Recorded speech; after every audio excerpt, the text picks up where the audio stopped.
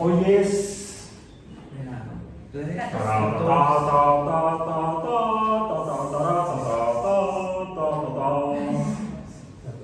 de la toma de la Bastilla. Ya se tomaron su Bastilla, paisanos. No la pastilla, la Bastilla. La Bastille. El Palacio de la Bastilla. El Palacio de la Bastilla. La que era la prisión donde tenían los prisioneros políticos durante el reinado de Luis XVI, que eran ni una docena de presos. Había creo que 8 monos ahí encerrados. Finalmente el pópulo, la turba, los liberó y fue el inicio de la Revolución Francesa. Los líderes inspirados por el humanismo, por la ilustración. No sé si la ilustración, la estampita, no esas ilustraciones, no. Los ilustrados, ilustrados, una luz, ¿no? El siglo de las luces. Bueno, creo, no sé. Hoy es 14 de julio. 14 de julio de 2025. Ahora si no me equivoqué, en ecología. Y ya que hablamos de la luz, recordamos que la sesión pasada les mostré esto, pero en la borda. Ahí está la cachucha. Bueno, porque vamos a seguir hablando de la relación de la luz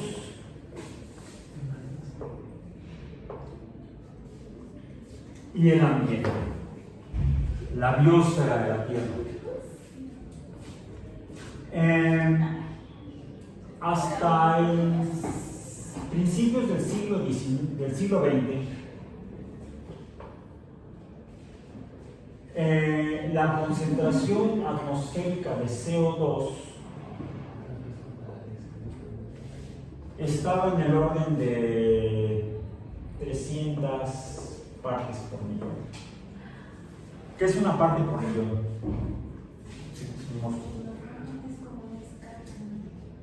Es una unidad de concentración. Una unidad de concentración de una sustancia en un medio, de un soluto en un solvente. No usamos unidades de molares, por ejemplo. Tampoco normales, porque esas se utilizan para ácidos y bases. Equivalentes es para iones. Hablando de molar, es moles entre litro, masa entre volumen, también sería densidad. Densidad de concentración son sinónimos físicamente, significan lo mismo. Cantidad de materia por unidad de volumen. Entonces, esto es una unidad de concentración o digamos de densidad. Que dijimos que es masa entre volumen. Solo que son miligramos por litro. Miligramos por litro, o sea, no gramos entre litro, sino, déjenme ver, pues gramos, porque la unidad es kilogramos, la unidad es de kilogramos, entonces deben ser gramos entre litro. Cotejen, revisen, googleen cuál es la equivalencia de partes por millón. Bien. Finalmente es el por millón en un espacio de volumen. Actualmente, déjenme ver si tengo aquí el dato. Dice que es equivalente a un miligramo por litro. Miligramo por litro, yo había al principio, miligramo por litro. Entonces, partes por millón o miligramos entre litro. mg entre L. CO2, rayita no, me equivoqué. Atmosférico, concentración. Ok. Y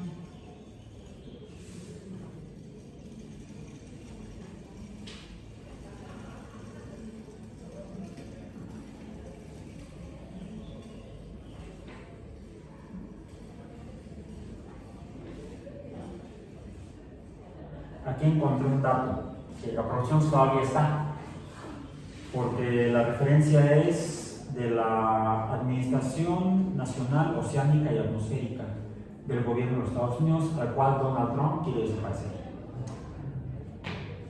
Sí, es un psicópata. Dice, antes de la revolución industrial,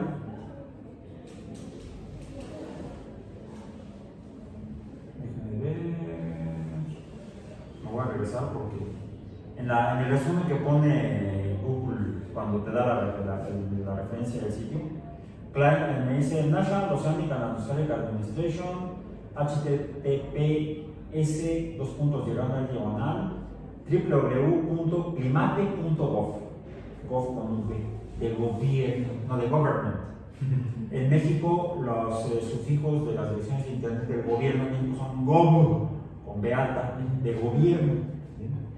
Entonces, es un sitio del gobierno de los Estados Unidos, del gobierno de los Estados Unidos, dedicada al clima, ojo, clima, pongamos aquí clima, ¿sí? Porque es un concepto muchas veces interpretado de manera inapropiada, podríamos decir incorrecta, tal vez. Y luego me dice aquí, ya me pone un título que dice Climate Change.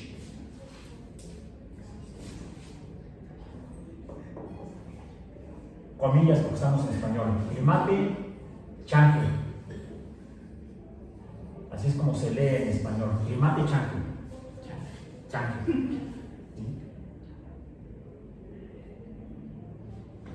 Sería en español cambio climático o cambio climático. Y luego viene aquí, dice, me da la referencia, siempre que en ciencia, preferentemente, siempre que usamos, proporcionamos o citamos un dato, es muy recomendable mencionar, si no es original tuyo, si no es una idea tuya, lo más apropiado es citar la referencia, mencionar quién lo dijo o quién lo publicó. En este caso viene la referencia, dice R Toolkit, por R Toolkit, mencionado por Pérez. Adelante. Gracias.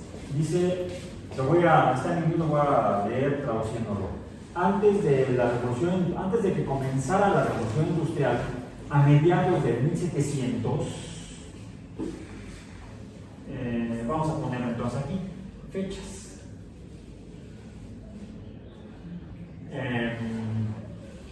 Año 1700, bueno, aproximadamente, mediados de 1700. La concentración atmosférica de dióxido de carbono era de 280 partes por millón. Como se dan cuenta, no estaba yo muy equivocado, porque le puse un valor más alto, o menos.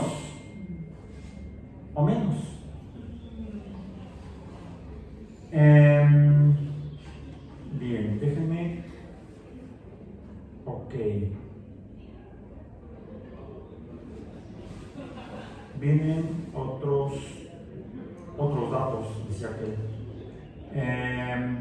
Allá entra el sitio y dice cambio climático.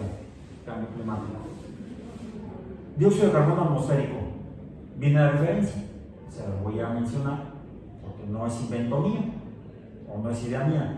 Dice por Rebecca Lindsay, revisado por John Miller, publicado el 21 de mayo de 2025, o sea, tiene 2 meses esta información. Cada año las actividades humanas liberan más dióxido de carbono a la atmósfera que los procesos naturales pueden remover. ¿Como cuáles procesos naturales? La fotosíntesis.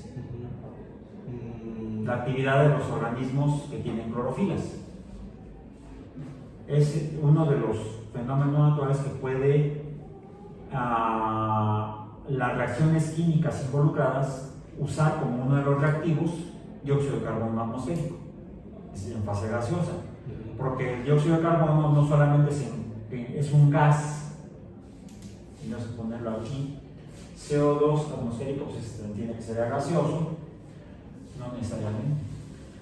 ¿Qué fue lo que hablamos la sesión pasada? El dióxido de carbono puede estar disuelto en las gotas de lluvia, si fueran de caramelo, me encanta esto. Otra vez Barney, el dinosaurio. Y aquí traigo la muestra de que aquí hay dióxido de carbono disuelto.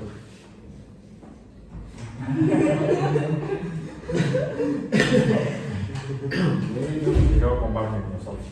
No, vamos a hablar de esto, que es una botella que tiene un líquido. El líquido es agua, pero esta agua en particular, esta botella, si tomamos una botella que tenga un líquido, préstame tu botella que tiene líquido. Aunque está anaranjado. No está también. Sí, está bien. Esta la puedo deformar. Es agua que sí tiene dióxido de carbono disuelto. Si le medimos el pH, nos va a dar un pH menor de 7. Quiere decir que debe tener algún ácido disuelto, y el más probable, espero, es el ácido carbónico. Revisa antes de que te lo tomes. Pero puedo deformar la botella aplicando presión desde afuera. Páseles a tu compañero. En cambio esta, a ver, apriétala. ¿No? ¿No desayunas tú? Apriétala. Sí, está durita, no fácilmente no se puede deformar fácilmente, ¿verdad? ¡Magia! No es magia. Como dijiste, es la presión que ejerce el dióxido de carbono agregado adicional al que normalmente se disuelve tomado de la atmósfera por la interacción en la superficie. Tenemos, en el caso del planeta Tierra, atmósfera, agua, una superficie que separa al agua líquida de los gases de la atmósfera, y en esa superficie se llevan a cabo reacciones de superficie. El dióxido de carbono, que está disuelto como gas en la atmósfera con los otros gases, oxígeno, nitrógeno, etc., al entrar en contacto con el agua, las moléculas de agua que están en la superficie del cuerpo de agua líquida, pues algunas moléculas de dióxido de carbono interactúan con las moléculas de agua en esa superficie, como lo hacen. Aquí tenemos agua, está formada por moléculas de agua así, otra quizá estará así, por poner los ejemplos. Algunas estarán en contacto del oxígeno del agua con el aire atmosférico, donde hay CO2, y habrá aquí O, C, O. La estructura es importante. La estructura es importante porque mientras que el agua tiene una forma angular, donde el ángulo no es un ángulo recto, no es un ángulo de 180 grados, es decir, no es un ángulo de 90 grados, no es de 180 grados, es un ángulo normalmente de 109.5 aproximadamente, 109 grados, vamos a decir, 109 grados. El oxígeno, el oxígeno es oxígeno número atómico 8. Como número atómico 8 tiene entonces 8 protones en el núcleo y 8 electrones en los orbitales. Los orbitales están 2 en el orbital 1s, 2, 1s. Luego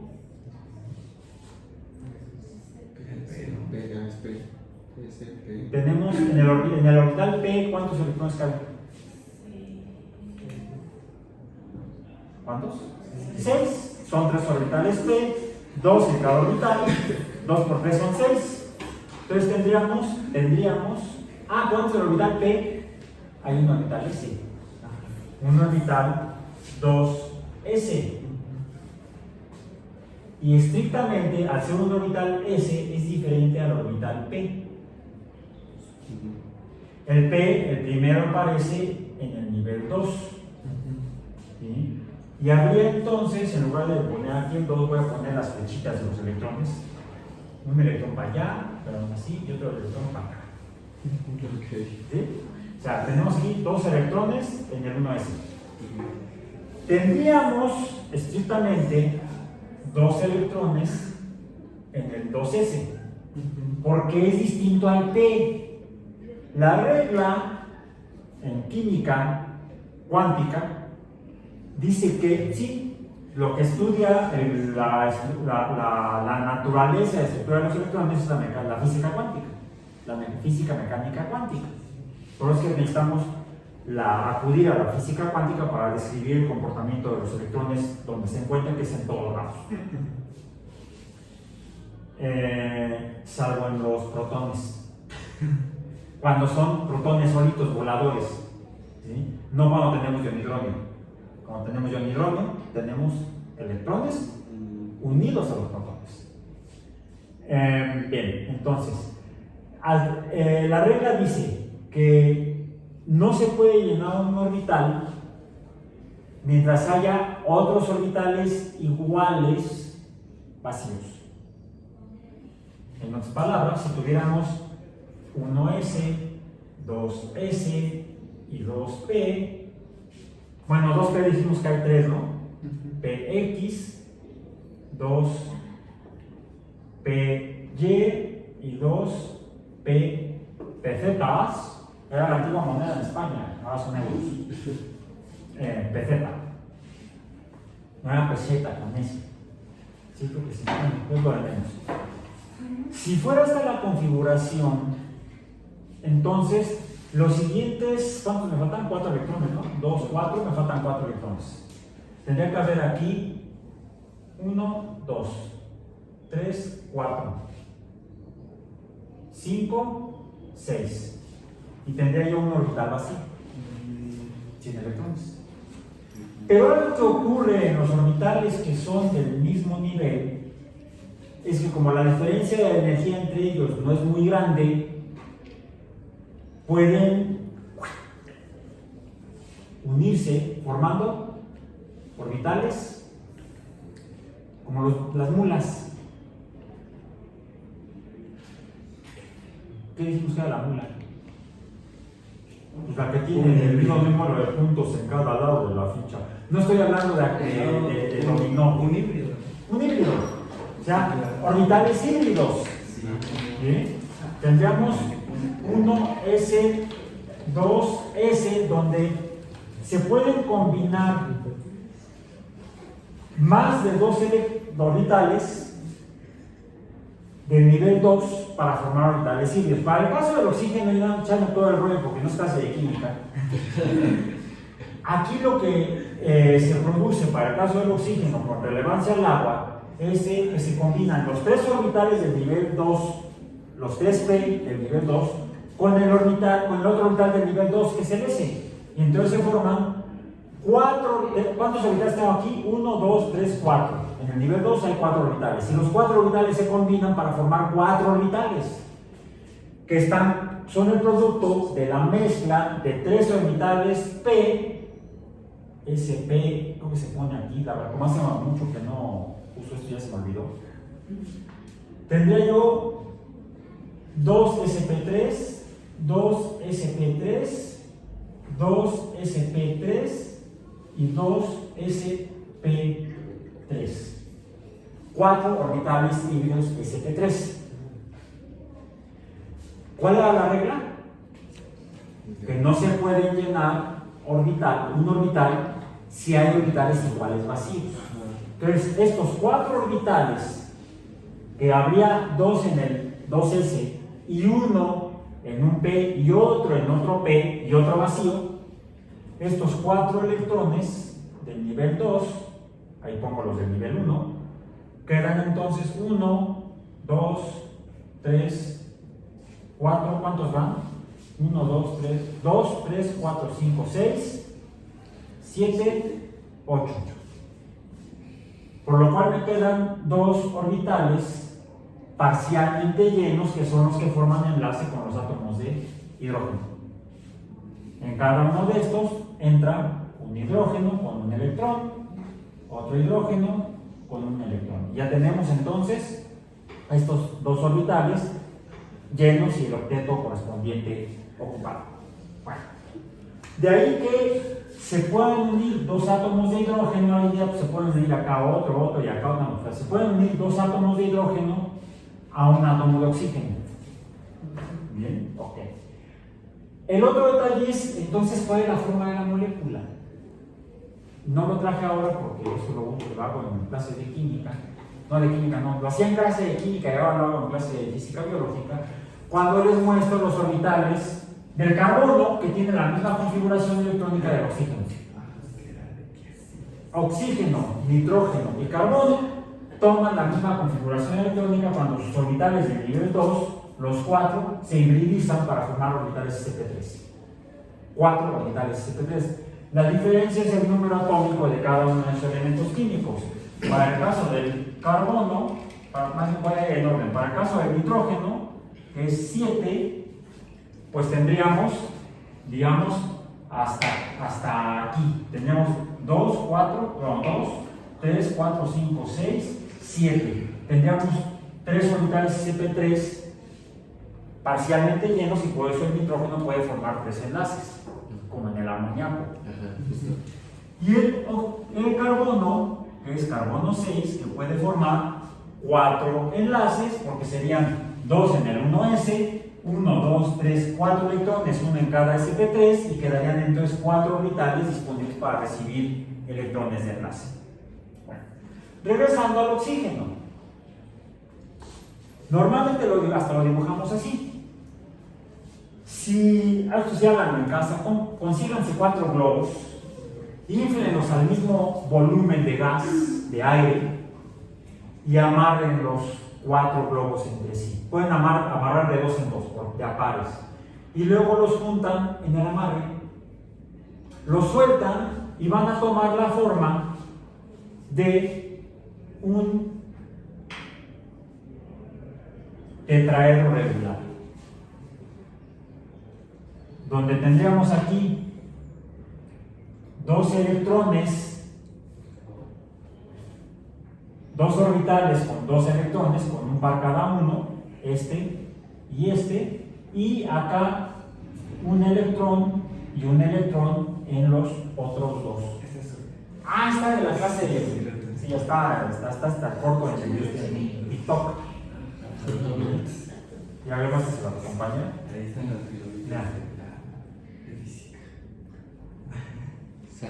Bien, ok. Eso es al final del curso, ¿verdad? En la última parte del curso, cuando revisamos las bases de la mecánica cuántica para comprender la estructura química y su relación con la luz. Porque dependiendo de la diferencia de electronegatividades entre los átomos enlazados y la estructura de la molécula, es la energía o las diferentes formas de energía que intervienen en la que posee una molécula y la posibilidad de que algo le ocurra a esa molécula, ya sea en la deformación de su estructura o incluso la ruptura de enlaces. Bueno, aquí no estamos hablando de ruptura de enlaces, aquí estamos hablando de lo siguiente. Voy a cambiar de posición los pares de electrones de los orbitales llenos y los electrones en los orbitales parcialmente llenos. Voy a poner aquí, déjenme ver, no sé si lo puse bien. No, sí lo puse bien. Estaba bien aquí así. 2, 2. Aquí quedaría un átomo de hidrógeno, aquí quedaría el otro átomo de hidrógeno. Y el ángulo entre estos dos, este ángulo, θ sería igual a 109 grados. Ahora, nos quedan 2 electrones en cada uno de estos 2 enlaces, un par de electrones, los cuales pueden formar puente hidrógeno con alguna otra cosa que tenga hidrógeno. O también pueden formar puentes hidrógeno con cualquier otro oxígeno. Y voy a borrar aquí el CO. Voy a ver todo el oxígeno acá. Donde podemos tener, no quedaría así. Bueno, aquí es un poco diferente.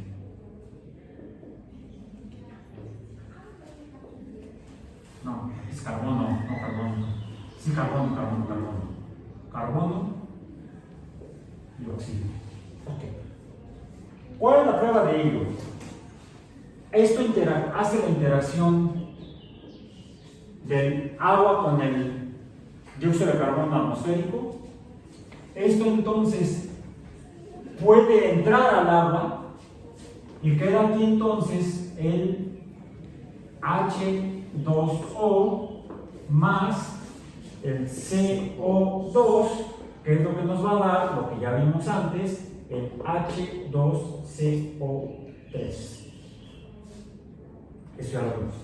Ahora, los humanos hemos estado, debido al uso de combustibles fósiles,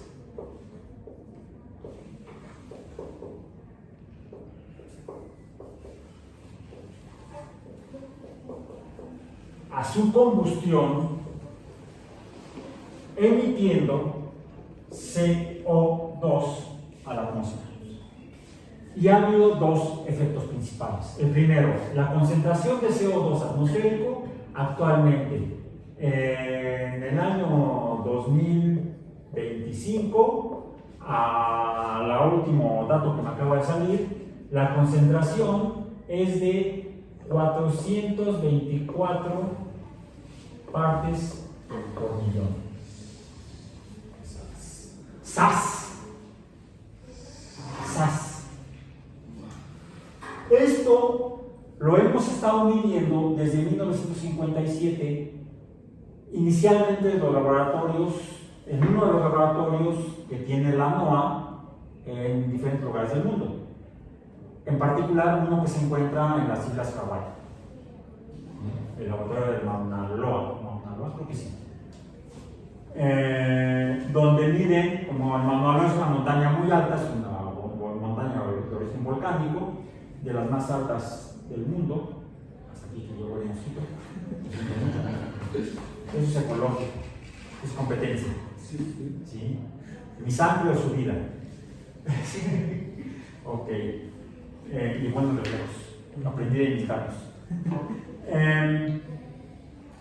Desde 1957, a raíz de un evento que se promovió a nivel mundial, que se llamó el Año Geofísico Internacional, los laboratorios del gobierno de Estados Unidos, la NOAA todavía no existía como tal, esa fue creada posteriormente como una oficina del gobierno de Estados Unidos, pero los laboratorios ya existían, empezaron a medir recurrentemente, todos los días, incluso a varias horas del día, la concentración de dióxido de carbono atmosférico. Y desde entonces lo han registrado a una concentración, me parece que era de 300 y tantas partes por millón, o sea, ya más que a principios de la revolución industrial. Ya se había incrementado al menos unas 40 partes por millón a 320 más o menos. Y desde entonces hemos aumentado 100 partes por millón en 68 años. En 68 años se ha incrementado de 320 y tantos, poco más de 300 partes por millón, a 424 partes por millón. Ahora, ¿y esto qué? Es ahí donde interviene la luz. La luz ya mencionamos que la luz blanca, o la luz visible, va del violeta al rojo, con los colores intermedios. Y debajo del rojo está el infrarrojo. Bueno, resulta que el dióxido de carbono absorbe la luz, así lo pongo en símbolo cuántico, H, interactúa con la luz infrarroja, IR. Es opaco a la luz infrarroja, no la deja pasar, la absorbe. Y el infrarrojo dijimos que es esto, es calor. Lo que ha provocado que desde aproximadamente 1900, donde la temperatura era la temperatura atmosférica, la media de la temperatura atmosférica en la Tierra era de 15 grados Celsius. Al día de hoy la temperatura media es de 16.5 grados Celsius. Ha aumentado 1.5 grados Celsius ya. Hace 40 años, hice un poco menos, hace 30 años, década de la década de los 90, estábamos ya 30 años, ya estás viejo, Raúl. Se advertía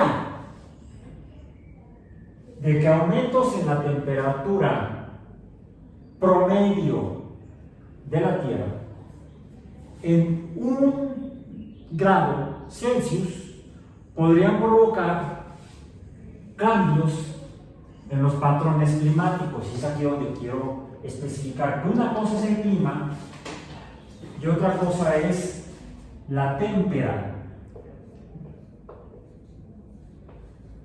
¿Habían visto esta palabra? ¿Témpera? Sí, las pinturas.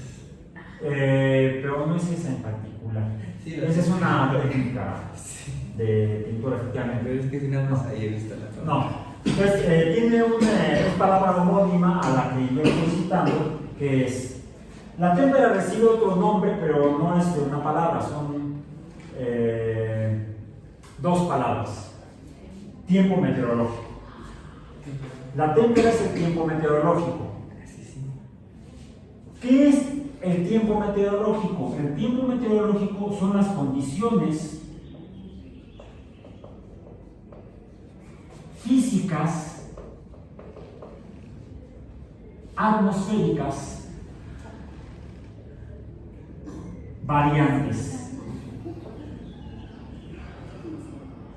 en función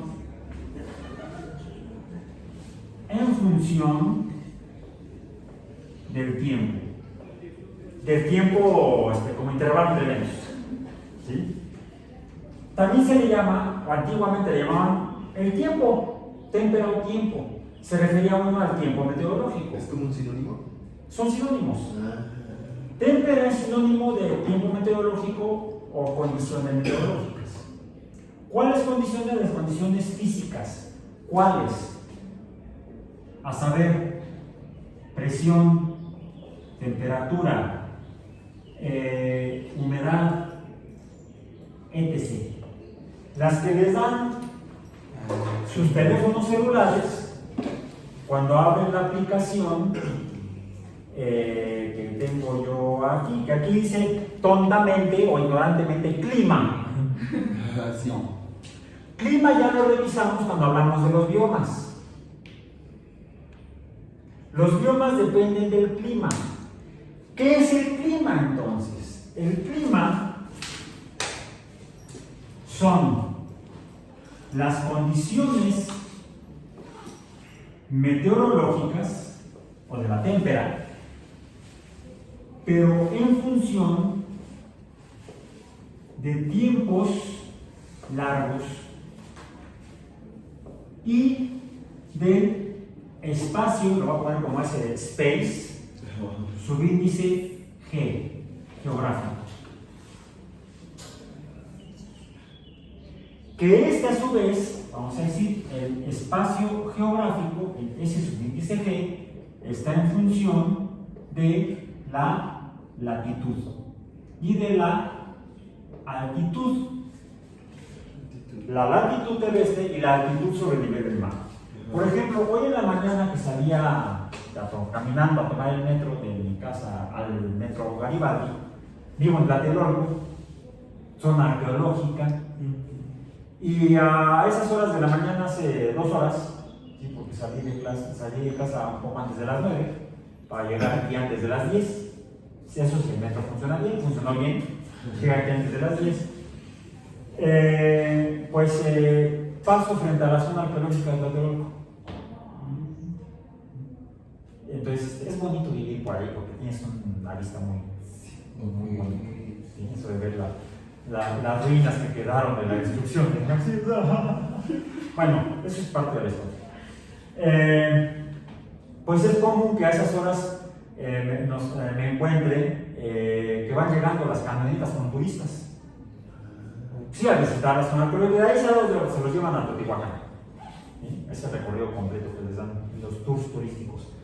Esos en particular. Y me llama la atención siempre que veo ya sabes de dónde vienen. O vienen de Europa Occidental, o vienen de Estados Unidos o Canadá. Let's go to Mexico. Y vienen a México, se ponen el sombrero de charro. Y los ves porque vienen en chanclas, en bermudas y en camiseta o en camisa de ese manga. Es México bien tropical, ¿no? Y las maracas. Totalmente Hollywood. O sea, es el prejuicio de que como México está en el trópico, pues hay que venir para ropa trópica. Ya acabo mi chamarra porque revisé la temperatura antes de salir, decía 15 grados, probabilidad de lluvia en la tarde, tengo que dar clase en la tarde, traigo la chamarra y paraguas. No, y vi a los turistas que venían bajando de las camionetas, así como les digo. No entienden que el clima depende de la altitud. En la Ciudad de México vivimos a más de 2.000 metros sobre el nivel del mar, 2.250 metros en el centro de la Ciudad de México. Y si vas a Chapultepec, o al Cerro de la Estrella, o a Ajusco, estás todavía más arriba, sí. Y la temperatura disminuye proporcionalmente a la altura. Mayor altura sobre el nivel del mar, menor temperatura. ¿Bien? Bueno. La temperatura entonces alrededor del globo terráqueo varía tanto por la latitud, debido a la radiación solar de luz blanca, que llega, ya lo hemos revisado, llega a la superficie de la Tierra, la calienta y entonces la superficie caliente emite infrarrojo. Ese infrarrojo, en el caso de la Luna, ya lo mencionamos, escapa al espacio y por eso el lado oscuro de la Luna, es de noche. Y por ejemplo, ahorita estamos pasando de luna llena, ya está en menguante. ¿Sí? La parte que vemos iluminada de la luna es la parte donde le está dando la luz del sol y es de día. El pedacito que ya no vemos anoche estaba el 91% de iluminada la luna, ese 9% que vemos desde la Tierra, esa parte está de noche, ya en su horario nocturno en la luna. Bueno, ahí la temperatura está bajando de 120 grados Celsius, que es de día, a menos 140 grados Celsius. ¿Por qué? Porque el infrarrojo, que es calor, escapa al espacio porque no hay atmósfera en la luna. En el caso de la Tierra tenemos una atmósfera con diferentes gases como oxígeno molecular, nitrógeno molecular, vapor de agua. Había en 1700 280 partes por millón. Principios del siglo como 300 partes por millón. Que atrapaban entre el dióxido de carbono y el vapor de agua atmosféricos. Al ser opacos, porque el agua también es opaca al infrarrojo, a la luz infrarroja, pues el calor no escapa al espacio y mantiene una temperatura promedio. Si medimos en muchos lugares, sacamos un promedio, hace 120 años la temperatura promedio era de 15 grados Celsius. Ahorita ya la temperatura promedio es de 16.5 grados Celsius. Cuando se descubrió este fenómeno, a partir de 1957 ya medido con precisión, porque ¿qué se midió? Que el dióxido de carbono estaba aumentando y la temperatura también estaba aumentando. Ambos estaban aumentando y las curvas van en paralelo. causa-efecto, muy probablemente. Entonces se le llamó calentamiento global. SAS. Estoy hablando del último cuarto del siglo pasado, entre 1975, que fue cuando ya salió a la luz pública. Antes era investigación, datos producto de investigación científica, se manejaba entre los químicos atmosféricos, físicos atmosféricos y climatólogos, que ese fenómeno en la atmósfera estaba provocando cambios en los parámetros de la témpera y que podían tener impacto en el clima, es decir, en cuál es el promedio de estas condiciones a lo largo de tiempos largos y en diferentes regiones del mundo. Finalmente se observó que efectivamente el aumento del dióxido de carbono provocaría un aumento en la temperatura promedio de la Tierra, y eso estaría provocando cambios a los patrones de clima en diferentes regiones, no solamente como un incremento en la temperatura o calentamiento global. Incluso en algunos lugares podría estar sucediendo lo opuesto, modificando los patrones de clima regulares. Dice mi hija que le han robado el verano. Revisen cómo han estado amaneciendo la temperatura en la Ciudad de México en el último mes, por debajo del promedio. Entonces alguien dirá, no existe el calentamiento global. No, por eso es que se le ha cambiado el concepto de calentamiento global, que es, según el programa, nuestro tema de hoy. Prefiero que le llamemos cambio climático. Porque lo que ha ocurrido es que ha habido han ocurrido cambios en los patrones usuales del clima en diferentes regiones del mundo, como habían sido hasta principios del siglo XX. Y no solo eso, hay otros efectos adicionales.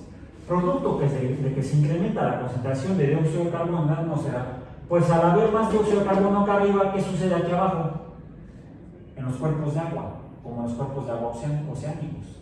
También se calienta. Se está aumentando la concentración de dióxido de carbono, que reacciona con el agua del mar, provocando un incremento en el ácido carbónico disuelto en los cuerpos de agua marina. Y se está dando aparejado al cambio climático, que se caracteriza por un aumento en la temperatura promedio, con cambios distintos en diferentes regiones climáticas. Se está dando un fenómeno adicional, que es la acidificación